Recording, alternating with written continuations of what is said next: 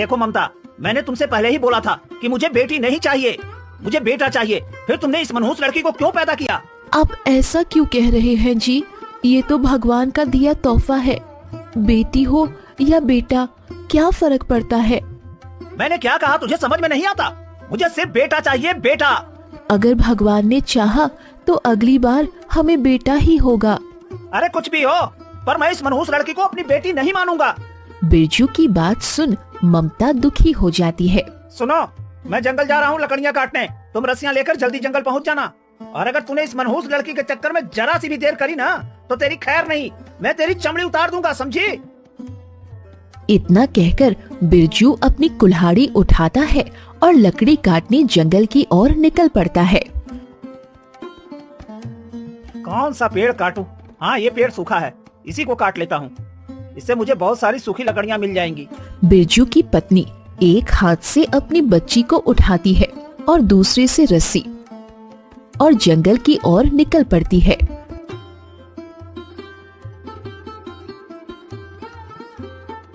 आ गई महारानी। अरे मुझे तो लगा था कि तुझे आने में आज बहुत देर लगेगी, लेकिन तू तो समय से पहले ही आ गई। धन्य हो तेरा। चल अब ज्यादा समय बर्बाद मत कर और इन सारी सूखी लकड़ियों को रस्सी में बांधकर घर ले चल। ममता लकड़ियों को रस्सी से बांधकर अपने सिर पर रख लेती है और दूसरे हाथ से बच्ची को उठाने लगती है, लेकिन लकड़ियों का वजन ज्यादा होने के कारण उससे बच्ची गोद में लेते नहीं बनती। सुनिए जी, मैंने लकड़ियों को तो सिर पर उठा लिया है, लेकिन मेरी बच्ची मेरे से उठती नहीं बन रही है। कृपया कर आप मेरी बच्ची को मेरे गोद में उठाकर दे दो ना। मैं इस मनहूस बच्ची को उठाकर तेरी गोद में दूं? अरे ये तूने सोच कैसे लिया है? अरे मैं इस जन्म में तो क्या, आने वाले अगले जन्म में भी इस बच्ची को हाथ नहीं लगाने वाला। और अब तो मेरी सुन, मैं घर जा रहा हूँ, तू जल्दी से लकड़ियाँ लेकर घर पहुँच। तू चाहे इस बच्ची को लेकर आ या ना, लेकिन अगर तू घर में लकड़ियाँ लेकर नहीं आई ना, तो तेरी खैर नहीं है। इतना बोलकर बिरजू वहाँ से चला जाता है। हे भगवान, अब मैं क्या करूं? अगर मैं लकड़ियां लेकर नहीं गई तो वो मुझे बहुत मारेंगे। मैं दोनों को एक साथ लेकर नहीं जा सकती। एक काम करती हूँ, पहले लकड़ियां लेकर चली जाती हूँ, फिर बच्ची को आकर ले जाऊंगी। हाँ, यही ठीक रहेगा। ऐसा कहकर ममता वहाँ से लकड़ियां लेकर घर चली जाती है और बच्ची को वहीं छोड़ जाती है, जिससे वो मासूम बच्ची वहीं बैठी बैठी रोती रहती है। थोड़ी देर बाद वहाँ से कुछ गाय गुजर रही होती है। तभी उन्हें बच्ची की रोने की आवाज सुनाई देती है। अरे बहन, तुम्हें कुछ सुनाई दे रहा है? हाँ बहन, मुझे किसी के रोने की आवाज सुनाई दे रही है। न जाने कौन है। चलो चलकर देखते हैं इस वीरान जंगल में आखिर कौन रो रहा है। सभी गाय उस मासूम बच्ची के पास जाती है। अरे अरे, ये क्या, इतनी छोटी बच्ची, आखिर इतनी छोटी बच्ची को यहाँ कौन छोड़ गया? हे भगवान, कैसे कैसे निर्दयी लोग हैं इस दुनिया में। इस सुनसान वीरान जंगल में इस नन्ही सी बच्ची को छोड़ गए। देखो देखो कैसे रो रही है ये। बहन, लगता है ये बच्ची भूखी है। रुको, मैं इसे अपना दूध पिला देती हूँ। हाँ, ये सही रहेगा। गाय का दूध पीकर बच्ची रोना बंद कर देती है और खुशी खुशी खेलने लगती है। अब सही है, लगता है भूख से रो रही थी। बहन, अब इस बच्ची को ही देखती रहोगी कि घर भी चलोगी? समय हो रहा है। पर बहन, इस बच्ची को यहाँ अकेले कैसे छोड़कर चलूं? इसका क्या करें? अगर हमने इस बच्ची को यहाँ अकेले छोड़ा तो जंगली जानवर इसे मारकर खा जाएंगे। नहीं नहीं, मैं इसे अकेले नहीं छोड़ने वाली। तो फिर क्या करें बहन? एक काम करते हैं, इस बच्ची को अपने साथ ले चलते हैं। इतना कहकर गाय उस बच्ची को अपनी पीठ में उठाकर बिठा लेती है और सारी गाय वहाँ से अपने घर की ओर निकल जाती है। कुछ देर में इस बच्ची की माँ भागते हुए वहाँ आती है। अरे, मेरी बच्ची कहाँ गई? मैं तो उसे यहीं छोड़कर गई थी। हाय, मेरी बच्ची कहाँ गई? कोई जंगली जानवर तो नहीं ले गया मेरी बच्ची को? इसमें गलती मेरी ही है। अपनी बच्ची को इस जंगल में अकेले छोड़कर गई थी। हे प्रभु, मेरी बच्ची की रक्षा करना। बच्ची के ना मिलने पर ममता बहुत दुखी होती है और फूट फूट कर रोने लगती है। अगली सुबह। लेकिन कपिला बहन, हम इस बच्ची को कब तक अपने पास रखेंगे? मुझे तो डर है कहीं कोई जंगली जानवर इस मासूम बच्ची को कोई हानि न पहुंचा दे। पर बहन, हम कर भी तो क्या सकते हैं? इस बच्ची को अकेले भी तो नहीं छोड़ सकते। अगर हम उस जंगल में इस बच्ची को अकेले छोड़ देते हैं तो सोचो, इसके साथ कोई भी हादसा हो सकता है। लेकिन तुम खुद सोचो, हम इस बच्ची का ख्याल कैसे रखेंगे? मुझे कुछ नहीं पता बहन, पर अब मैं इस बच्ची को अकेले नहीं छोड़ूंगी। हम इस बच्ची को अपने पास ही रखेंगे और हम सभी गाय मिलकर इस बच्ची का पालन पोषण करेंगे।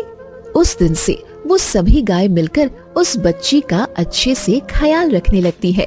वो सभी गाय जहाँ भी घास चरने जाती, उस बच्ची को भी अपने साथ ले जाया करती और उसका बारी बारी से ख्याल रखती। धीरे धीरे समय बीतता गया। वो बच्ची उन्हीं गाय को अपनी माँ समझने लगी, उन्हीं का दूध पीती और उन्हीं के साथ खेलती थी। बहन, अब हमारी बच्ची देखो कितनी बड़ी हो गई है।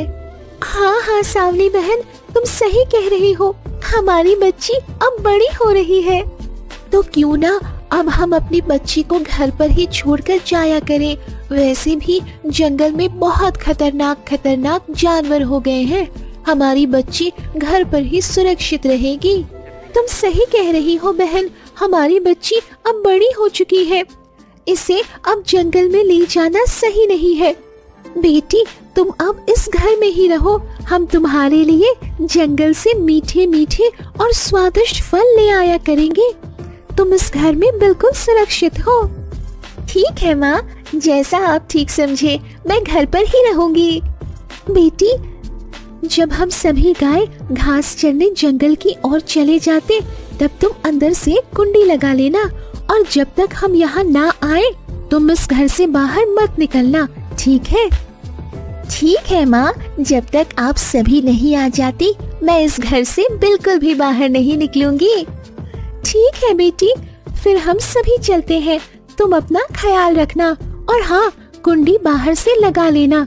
अगर कोई अनजान तुम्हारे पास आए तो बिल्कुल मत आने देना, ठीक है मेरी प्यारी बच्ची? हाँ माँ, बिल्कुल, आप फिक्र मत करिए और निश्चिंत होकर जाइए। आप सभी भी अपना ख्याल रखिएगा। सारी गाय वहाँ से चली जाती है। अरे वाह, कितना सुंदर है ये जंगल। मन तो करता है सारा दिन यहीं बैठी रहूं और इन सभी पक्षियों और तितलियों को निहारती रहूं। एक काम करती हूँ, थोड़ी देर यहीं बैठती हूँ, फिर मैं अंदर चली जाऊंगी। इतना सोचकर वो बच्ची वहीं बैठ जाती है। तभी एक राक्षस शिकार की तलाश में घूमता हुआ वहाँ आता है। आज तो सारा जंगल घूम लिया, लेकिन मुझे अभी तक कोई शिकार नहीं मिला। अब क्या करूँ? भूख से तो मेरी जान निकली जा रही है। एक काम करता हूँ, थोड़ा आगे जाकर और देखता हूँ, शायद आगे कोई शिकार मिल जाए। राक्षस जैसे ही आगे बढ़ता है, उसे वही बच्ची बैठी दिखाई देती है। अरे ये कौन है? एक काम करता हूँ, जरा पास जाकर देखता हूँ। राक्षस पेड़ के समीप जाकर छुप छुप कर उस बच्ची को देखता है। अरे ये तो इंसानी बच्ची है, और ये इस जंगल में कैसे आई? खैर, मुझे इससे क्या लेना देना? ये बच्ची कहाँ से आई है, कैसे आई है और क्यों आई है? मुझे तो बड़ी जोर की भूख लग रही है। मुझे तो इसे खाने से मतलब है। कोमल कोमल मांस की इस बच्ची को खाकर तो मेरी भूख ही तृप्त हो जाएगी। वाह वाह, क्या भोजन है, मुझे मजा आ जाएगा इसको खाकर। इतना कहकर वो राक्षस जैसे ही उस बच्ची के पास जाने की कोशिश करता है, वहाँ बैठे हुए पक्षी जोर जोर से चिल्लाने लगते हैं और उस राक्षस को परेशान करने लगते हैं। ये सारा दृश्य छोटी बच्ची देख लेती है, जिसके बाद वो झट से अपने घर में घुस जाती है। अरे तुम लोग मुझे परेशान मत करो, वरना सबको खा जाऊंगा। भागो भागो यहाँ से। राक्षस की जैसे ही उस बच्ची पर नजर जाती है। अरे बच्ची कहाँ गई? अभी तो यही थी। लगता है वो बच्ची गुफा के अंदर चली गई होगी। मुझे जाकर देखना चाहिए। राक्षस जाता है और गुफा का दरवाजा खटखटाने लगता है। अरे अरे मेरी प्यारी बच्ची, तुम अंदर क्यों चली गई? आओ आओ, बाहर आओ। देखो मैं तुम्हारे लिए कितनी अच्छी अच्छी मिठाइयाँ लाया हूँ, अच्छे अच्छे फल लाया हूँ। अरे आ भी जाओ, तुम्हें कोई हानि नहीं पहुँचाऊंगा। अरे फिक्र मत करो। अरे ओ फूल सी सुंदर सी प्यारी बच्ची, अब आ भी जाओ ना। नहीं नहीं बेटी, तुम इसकी बातों में मत आना, ये राक्षस है। तुमने अगर दरवाजा खोला तो ये राक्षस तुम्हें खा जाएगा। दरवाजा मत खोलना बेटी। दुष्ट कौवे, तेरी इतनी हिम्मत कि तुम मुझसे पंगा ले? पहले खुद को तो देख ले, ठीक से फिर बात करना। अब तुझे मुझसे कोई नहीं बचा सकता। रुक, अभी तेरी खैर नहीं। राक्षस कौवे के पीछे भागता है। कौवा भी उस राक्षस से अपनी जान बचाकर भागने लगता है और एक नदी के किनारे आकर उड़ने लगता है। तभी वो राक्षस एक बड़ा पत्थर फेंक कर मारता है, जिससे कौवा घायल होकर नदी में गिर जाता है। ओ मजा आएगा बहुत ज्यादा। उस बच्ची का हित ऐसी बन रहा था। हाँ, जो मुझसे टकराएगा चूर चूर हो जाएगा। मेरे शिकार को मुझसे दूर करने चला था। बड़े दिनों बाद तो इंसानी मांस मिला है और इसे ऐसे कैसे जाने दो। चलो अब जल्दी से उस बच्ची के पास जाता हूँ। राक्षस जाने लगता है, लेकिन तभी उसे कुछ याद आता है और वो रुक जाता है। लेकिन शाम तो होने वाली है और वो गुफा तो उन गायों की है। उन गायों के आने का समय भी हो चला है। अगर उन्होंने मुझे वहाँ देख लिया तो मेरा वो सभी मिलकर भरता बना देंगी। पर क्या करूँ? मेरा वहाँ जाना भी ठीक नहीं है। मैं एक काम करता हूँ, मैं कल सुबह सुबह उस गुफा में जाऊंगा, जब सारी गायें घास चरने जंगल की ओर चली जाएंगी। शाम होती है, तभी सारी गायें अपने घर को आती है। अरे बहन, वो देखो उस राक्षस के पैर, जिसे हमने कुछ दिन पहले ही यहाँ से मार भगाया था। लेकिन इसके पैर यहाँ, लगता है आज फिर वो राक्षस यहाँ आया था। ये तुम क्या कह रही हो बहन? कहीं हमारी बेटी? अरे अरे, रो मत कपिला बहन। बहन, कहीं उस राक्षस ने हमारी बेटी को कोई नुकसान तो नहीं पहुँचाया होगा ना? हाय मेरी बच्ची अच्छी हो प्रभु। चलो चलकर देखते हैं। सभी गाय भागती हुई अपनी गुफा की तरफ जाती है। बेटी, मेरी बच्ची, क्या तुम अंदर हो? दरवाजा खोलो बेटी। देखो, मैं तुम्हारे लिए जंगल से स्वादिष्ट स्वादिष्ट फल लेकर आई हूँ। बच्ची अपनी माँ की आवाज सुनकर खुश हो जाती है और दरवाजा खोल देती है। माँ, तुम आ गई माँ। रो मत बेटी, मैं जानती हूँ वो राक्षस यहाँ आया था, पर तू फिक्र मत कर, मैं हूँ ना। माँ, वो राक्षस बड़ा ही खतरनाक था और मुझे बार बार दरवाजा खोलने के लिए कह रहा था, लेकिन मैंने दरवाजा नहीं खोला। माँ, ये तूने बहुत अच्छा किया बेटी, तुम डरो मत। अब तुम्हें डरने की कोई जरूरत नहीं है बेटी, मैं आ गई हूँ ना। रोना बंद करो। उस दुष्ट की इतनी हिम्मत कि वो मेरी फूल सी बच्ची को परेशान करे। अब उसकी खैर नहीं। पिछली बार तो उसे जिंदा छोड़ दिया था, लेकिन अब मैं उसे जिंदा नहीं छोड़ने वाली। उसने मेरी बच्ची को डराया है। अब क्या करे बहन, वो राक्षस आज आया है तो कल भी जरूर आएगा। अब तो उसे हमारी बेटी दिख गई है। तुम सही कह रही हो, हमें कुछ करना होगा सावली, वरना वो राक्षस हमारी बेटी को हानि पहुंचा सकता है। एक काम करते हैं, सुबह सोचते हैं क्या करना है। अभी हमारी बेटी डरी हुई है, हमें उसके पास रहना चाहिए। ठीक है। सारी गाय उस बच्ची के आसपास बैठ जाती है और उस बच्ची को बहुत दुलार प्यार करती है। बेटी देख, हम सभी तेरे लिए कितने स्वादिष्ट स्वादिष्ट फल लेकर आए हैं। इन्हें खा ले और उस राक्षस को हमारे ऊपर छोड़ दे, हम देख लेंगे उसको। सारी गाय उस बच्ची को बहुत प्यार करती है, जिससे वो जल्द ही आराम से सो जाती है और सारी गाय भी। अगली सुबह, बहन, मैंने सोच लिया है क्या करना है। क्या बहन? आज हम इसी गुफा के अंदर रहेंगे और उस गुफा से कहीं नहीं जाएंगे। आने दो उस राक्षस को। सारी गाय उसी गुफा के अंदर छुपकर बैठ जाती है। तभी वो राक्षस सुबह सुबह उस बच्ची को खाने के इरादे से उसी गुफा में आता है। अरे मेरी प्यारी बेटी, अरे दरवाजा तो खोलो, देखो मैं तुम्हारे लिए क्या लाया हूँ। बेटी लाडो रानी, अरे दरवाजा खोलो, डरो मत, मैं तुम्हें कुछ नहीं करूँगा। राक्षस बहुत देर तक बच्ची को बुलाता है, लेकिन अंदर से कोई आवाज नहीं आती, जिससे राक्षस को बहुत तेज गुस्सा आता है। लगता है तू ऐसे दरवाजा नहीं खोलेगी, रुक अभी तुझे बताता हूँ। राक्षस एक बड़ा पत्थर उठाता है और दरवाजे पर फेंक कर मारता है, जिससे दरवाजा खुल जाता है और राक्षस गुफा के अंदर चला जाता है। कहाँ गई वो बच्ची, दिख नहीं रही है। ओ मेरी प्यारी सी नन्ही सी बच्ची, तुम बाहर नहीं आई तो मैं अंदर आ जाऊंगा। अब छुपन छुपाई का खेल बंद करो और मेरे सामने आओ। कहाँ हो प्यारी बच्ची, तुम देखो, मुझे ज्यादा न सताओ, वरना अगर मुझे गुस्सा आ गया तो बहुत बुरा होगा। अब आ भी जाओ। और अगर हमें गुस्सा आ गया तो तेरा क्या होगा, तूने सोचा है ये? अरे तुम सभी आज घास नहीं चरने गई क्या आज? दुष्ट, तूने क्या सोचा?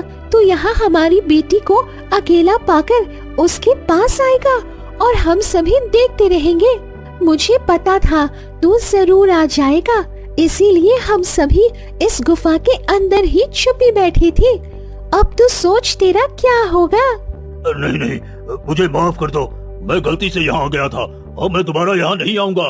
अच्छा, बड़ा आया गलती से आ गया, अब मैं तुझे दूसरी गलती करने का कोई मौका ही नहीं दूंगी। बहनों, इसके हाथ पैर तोड़ डालो और ऐसी हालत बनाओ इसकी कि दोबारा ये हमारी बच्ची के इर्द गिर्द भी ना भटके। हाँ हाँ, हम सभी मिलकर इसे आज मजा चखाते हैं। सारी की सारी गाय उस राक्षस पर टूट पड़ती है और उसकी अच्छी मरम्मत करती है। अरे मुझे छोड़ दो, मुझे मत मारो, मुझे छोड़ दो। ओ कपिला बहन, अरे सांवली बहन, मैं दोबारा तुम्हारी गुफा की तरफ नहीं भटकूंगा। अरे मुझे छोड़ दो, मेरी टांग, मेरे हाथ। सभी गाय उस राक्षस को बहुत मारती है और मार मार कर उसे अधमरा कर देती है। आए, आए, मेरी सारी अस्थि पंजर तोड़ दिए रे। आए, आए, आए, आए, आए, आए। चल, तुझे एक बार और माफ किया, अभी तो तेरे हाथ पैर तोड़े हैं, पर अगर तूने दोबारा यहाँ आने की गलती की या मेरी बेटी के पास आया तो तुझे अब यमलोक के दर्शन ही कराऊंगी, समझा? चल अब भाग यहाँ से। राक्षस वहाँ से कराहते हुए भाग जाता है। अगली सुबह, बेटी अपना ख्याल रखना, हम जंगल जा रही हैं। नहीं माँ, मुझे अकेले छोड़कर मत जाओ, मुझे भी अपने साथ लेते चलो। कहीं वो राक्षस दोबारा यहाँ आ गया तो मैं क्या करूँगी? नहीं बेटी, वो राक्षस अब दोबारा यहाँ नहीं आएगा, लेकिन अगर तुम हमारे साथ चलना चाहती हो तो चलो। ठीक है माँ। बच्ची उन सभी गायों के साथ जंगल की ओर चली जाती है। धीरे धीरे समय बीतता है और वो बच्ची एक सुंदर लड़की बन जाती है। अब वो उस जंगल में बेफिक्र रहती है। जंगल के पक्षियों से उसकी दोस्ती थी, जिसके साथ वो सारा दिन बात करती, झरनों में स्नान करती और सारे जंगल में यहाँ से वहाँ घूमती और अपनी सभी माँओं से बहुत प्यार करती। एक दिन की बात है, लड़की एक पत्थर पर बैठे बैठे पक्षियों से बात कर रही होती है कि तभी वहाँ से एक सुंदर राजकुमार गुजरता है। तभी उसकी नजर उस सुंदर लड़की पर पड़ती है, जिसे देख वो मोहित हो जाता है। अद्भुत, इतनी सुंदर लड़की मैंने आज तक नहीं देखी। कौन है ये और इस जंगल में क्या कर रही है? एक काम करता हूँ, इसके पास जाकर पूछता हूँ। राजकुमार जैसे ही उस लड़की के पास आता है, लड़की राजकुमार को देखकर अपनी गुफा के अंदर भाग जाती है। अरे ये क्या, ये लड़की मुझे देखकर अचानक भाग क्यों गई? और इसने तो दरवाजा भी लगा लिया। राजकुमार उदास हो वहाँ से वापस अपने घर आ जाता है, लेकिन जंगल से आते ही राजकुमार उदास उदास रहने लगता है। बेटे क्या हुआ है तुम्हें?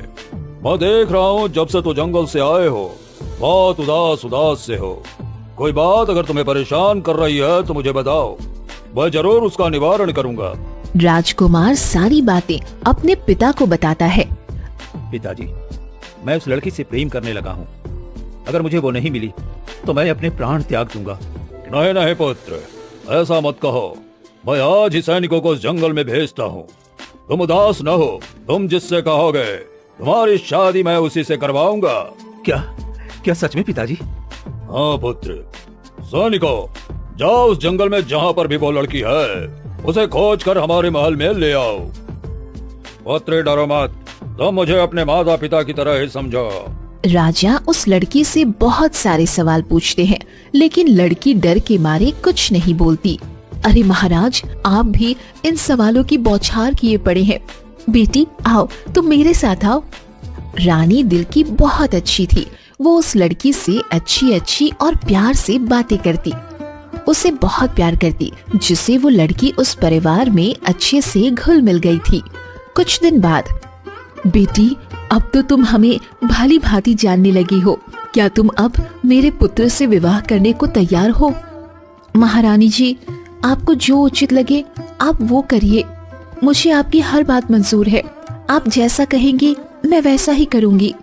राजा और रानी मिलकर अपने बेटे की शादी उस लड़की से करा देते हैं। कुछ दिन तो सब खुशी खुशी रहते हैं, लेकिन एक दिन लड़की फूट फूट कर रोती है। अरे अरे, क्या हुआ मेरी प्यारी राजकुमारी तुम्हें? तुम रो क्यों रही हो? राजकुमार जी, मुझे आज मेरी माताओं की बहुत याद आ रही है। न जाने वो सभी मेरे बिना कैसी होंगी। माताएं? राजकुमारी जी, आपकी माताएं कितनी हैं? लड़की राजकुमार को सारी बातें बताती है। अच्छा, मैं सब समझ गया। तुम बिल्कुल भी फिक्र मत करो, मैं तुम्हें तुम्हारी माताओं से अवश्य मिलवाऊंगा। आखिर वो सभी मेरी भी तो माताएं हुई ना। राजकुमार राजकुमारी के साथ रथ में बैठता है और जंगल की ओर चल पड़ता है। राजकुमार अपना रथ उस जंगल में वहीं रोकता है जहाँ बहुत सारी गाय घास चर रही होती हैं। माँ, देखो मैं आ गई माँ। ओह मेरी बच्ची। कपिला गाय अपनी बेटी को देख भागती हुई उसके पास आती है और दोनों गले से लग बहुत रोते हैं। मेरी बेटी, कहाँ चली गई थी तू अपनी माँ को छोड़कर? मैंने तुझे कितना याद किया। मैंने तुम्हें कहाँ कहाँ नहीं ढूंढा। तुम्हारे बिना तो मेरे शरीर में प्राण ही नहीं बचे हैं। नहीं माँ, ऐसा मत कहिए। आप तो मेरी प्यारी माँ है। मुझे माफ कर दीजिए, मैं आपसे बिना बताए चली गई। इनसे मिलिए माँ। कौन है बेटी ये? माँ, ये राजकुमार है। मैं इन्हीं के साथ चली गई थी। मैंने इनसे विवाह कर लिया है। अब ये मेरे पति है माँ। बेटी, ये खबर सुनाकर तो तूने मुझे खुश कर दिया। बहुत अच्छा लगा जानकर कि मेरी बेटी ने विवाह कर लिया है। भगवान मेरी बेटी को हमेशा खुश रखे, उसे संसार की सारी खुशियाँ मिले। जा बेटी, तू अब अपने संसार में बहुत खुश रहना। ऐसा कह लड़की वहाँ से अपने पति के साथ चली जाती है और खुशी खुशी रहने लगती है।